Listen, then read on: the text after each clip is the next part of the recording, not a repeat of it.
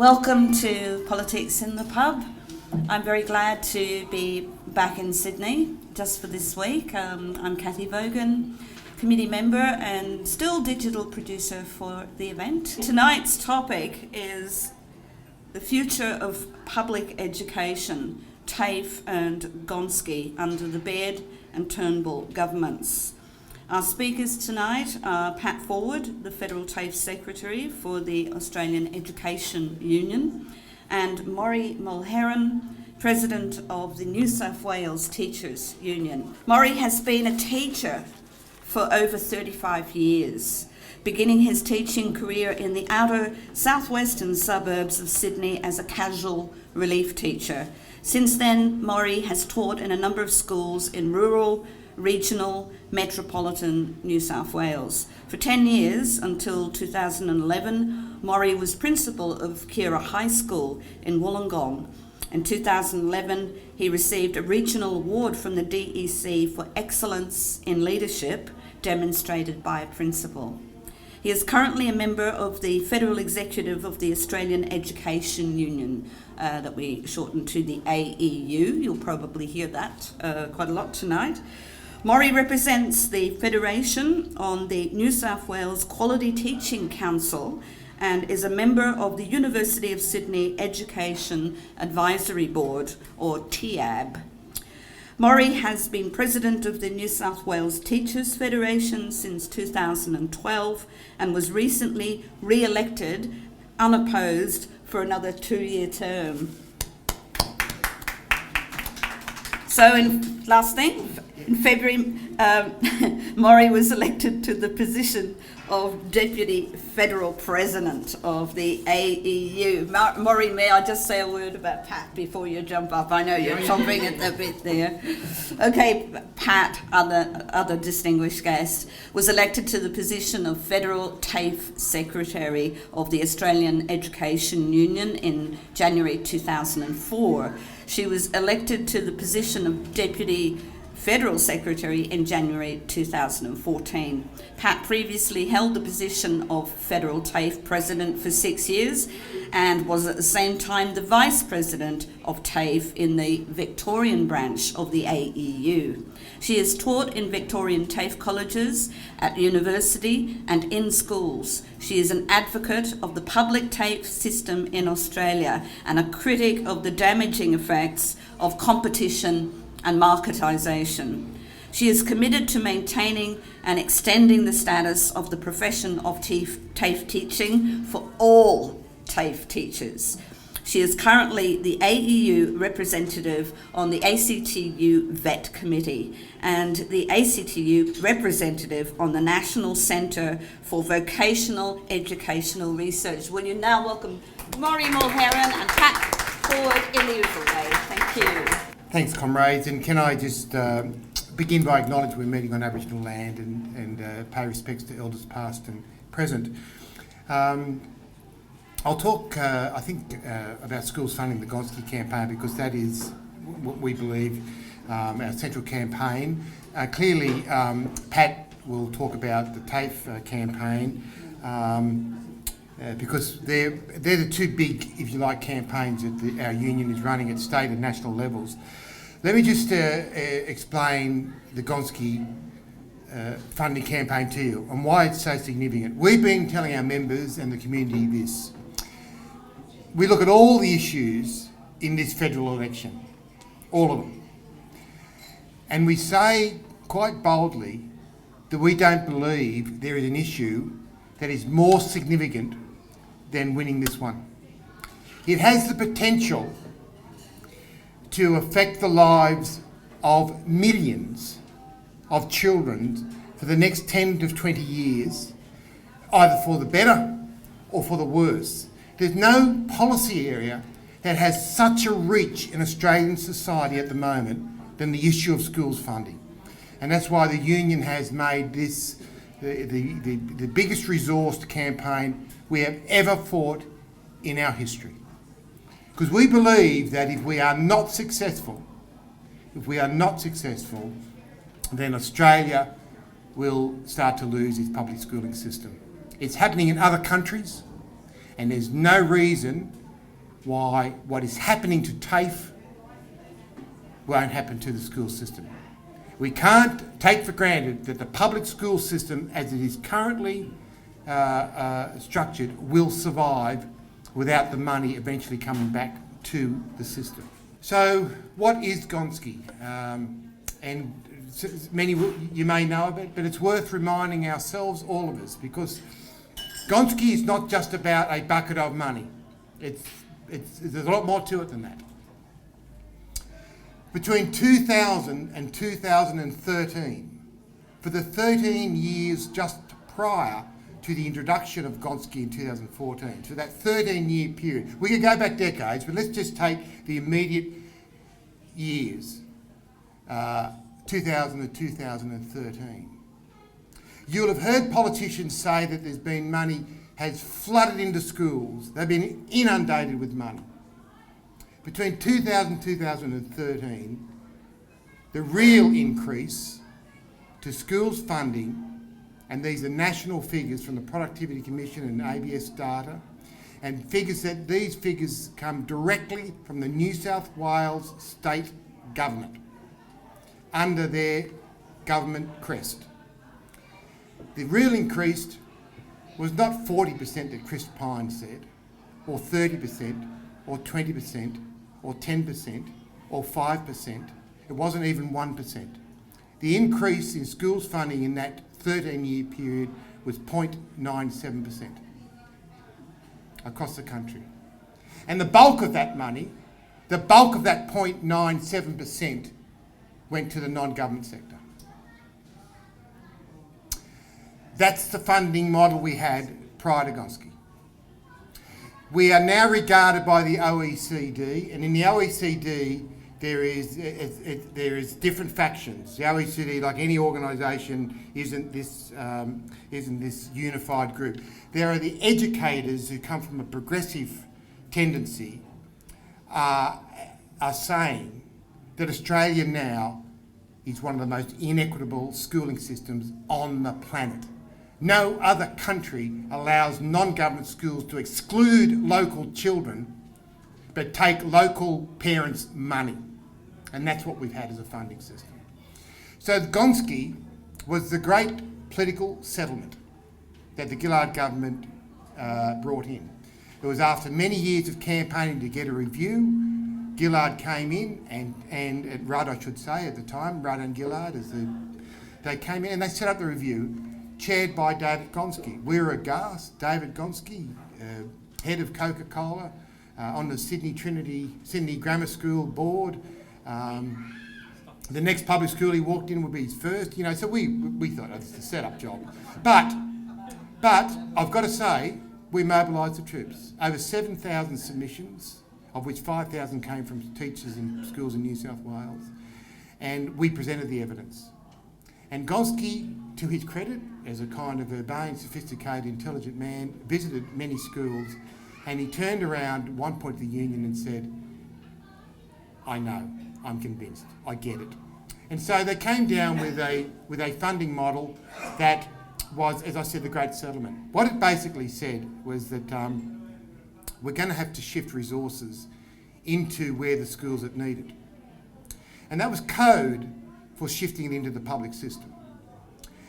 Because when we look at the figures that the Gonski Review released, 83% of the poorest children in this nation, poorest 25% children in this nation, 83% of them are in public schools, 11% in Catholic schools, 6% in the independents, rounded up figures. That's Scott's the mythology that the Catholic school system is about social justice and equity. The greatest enrolment growth in Catholic schools for the last 10 years has come from non-Catholics. The poorest 69% of Catholic children are in public schools.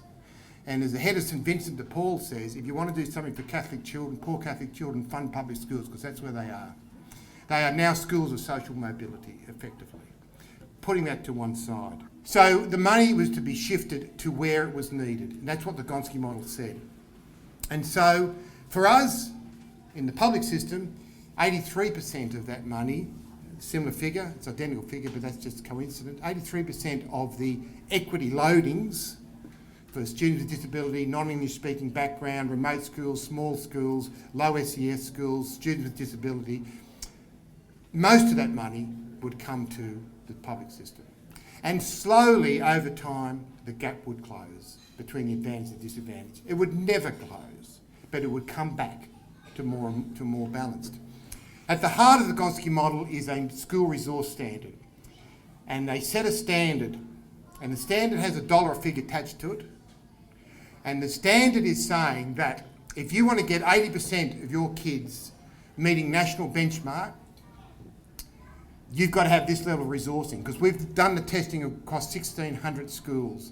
And that data shows is that the schools that have 80% of their kids reaching national literacy and numeracy standards have this level of resourcing. So it's a no-brainer to say if we can get other schools up to that minimum standard, they ought to be able to at least achieve. And so that's what the minimum resource standard. Now this is important. This standard is critical to the debate that we're having with the federal government. It's a 6-year transition model to bring schools up. They possibly couldn't, the inequity was so great, you couldn't do it in a financial year, you couldn't do it even in a quadrennium. The schools were you just would not be able to do it in real practical terms. So they said we'll have a 6-year transition and the money will ease in. It gives school systems time to absorb the money, to plan, to employ staff, to put the programs in place, schools and principals to design how they want to do that, advertise for positions to come in. So it's a transition model for 6 years. Gonski model is that after that 6 years, the funding has to be maintained, that no school ever falls behind that standard. So what we're fighting for is not a bucket of money in a budget cycle or a bucket of money for 2 budget cycles. What we're fighting for in this campaign is recurrent funding in perpetuity. So when I say millions of children for the next 10 to 20 years, that's not an exaggeration, it's not hyperbole. That is what we are literally fighting for. A funding model that goes into the future, intergenerational. That's what's at stake.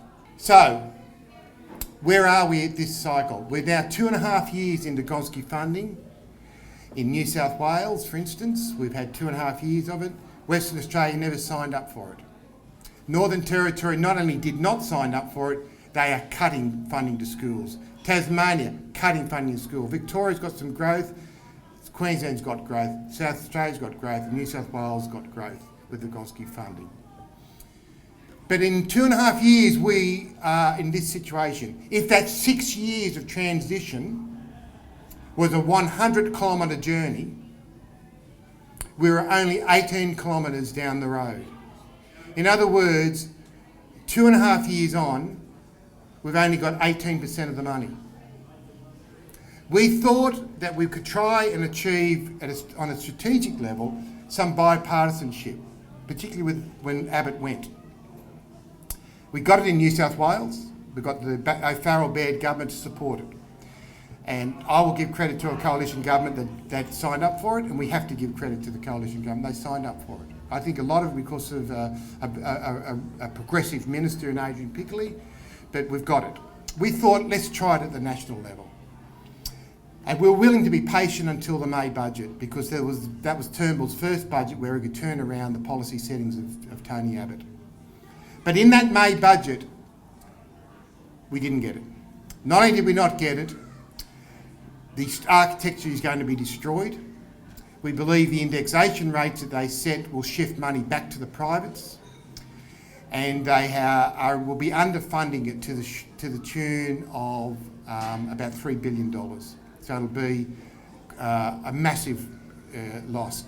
For schools in Tasmania and Northern Territory, they don't even stay steady with the Turnbull announcement. Our analysis is that the Turnbull government announcement in the May budget, both those states won't even mark time with current resourcing, they'll go backwards. You understand in the Northern Territory, the dire situation is the Northern Territory government has closed off options for secondary schooling for Aboriginal kids in remote communities. This is 2016 in a first world country where children who are living in remote communities will not have secondary education provided for them by the government. That's the situation in this country today. So, we have, the gloves are off as far as we're concerned, and we've got the campaign that we think is a campaign of a lifetime that we have to win. And we're taking that out to our community, to our school communities, and we want to change the government. What has made this campaign a real campaign was the change in the ALP's position. The Greens have been long supporters of the Gonski model from day one, and we've just been to a tribute to John Kay. He was one of the advocates, and Lee Rhiannon at the national level. The Greens have been excellent on that. We wanted the ALP, though, as the alternative party of government, to also commit. And you're always fearful with big parties in an election kind of cycle because they tend to go populist, they tend to go superficial, they tend to go without detail. And we've been very, very critical of the ALP. Our union is not affiliated to the Labor Party. But I've got to give credit where credit's due. The Labor Party announcement was an endorsement of the AEU's position without strings attached. And that is a first in the 35 years I've been teaching. 35 years of teaching to have a major party be convinced that that was worth taking to an election in a policy setting is particularly important for the progressive side of politics. So they've announced the full funding of the Gonski 6 years model. They've also said that they intend for that to go for at least 10 years. And they've also funded students with disability to the tune of $320 million. We've got 100,000 kids in this country who have got intellectual and physical disabilities who do not get $1 of funding. So what have we done as a campaign? Well, in terms of the campaign, last July we employed an additional 20 organisers. That's a big cost to the union. And we've had them on the ground in marginal seats since July last year, and we'll have them up until the election on July 2nd. We are organising in the marginal seats, and we are hoping that we will unseat coalition members on this issue alone. We've done some polling in 6 coalition's marginal seats in New South Wales, and we've shown that on the Gonski issue, schools funding issue, just that issue alone is enough to swing 8 to 12% on average of coalition voters away from the coalition. And we are saying to those coalition members, we will do our best to make sure you are not in Parliament after July 2nd. We've got very good support from independents like Tony Windsor, who in his opening statements when he announced he was running for the seat, used the word Gonski in his second or third sentence to support the needs-based model. So we are now travelling on the road. I've been on the road this week in far south coast. I've come up for tonight, but we're on the road now permanently campaigning, doing 4 or 5 school meetings a day and taking the issue out. We've got a big spend on TV advertising and social media. We've got about 140,000 supporters signed up the I Give a Gonski website. We'll be doing cold calling of our members, and we will also be doing door knocks and campaigning to that extent. This is critical. We were asleep for too long on this issue. We were intimidated, we were bullied into silence, and people thought it was too complicated. And it's very hard to campaign for money when you didn't have it. But now that it's in schools and it's having such a significant, dramatic effect on improving student outcomes with just less than 1/5 of the money, 18%, we've got so many people now prepared to fight for it. At the 7 or 8, 9 schools I did in 2 days, every single school principal came out with a Gonski t-shirt on and stood with their staff next to our billboard and was photographed for the media. The principals are on site as well, by and large.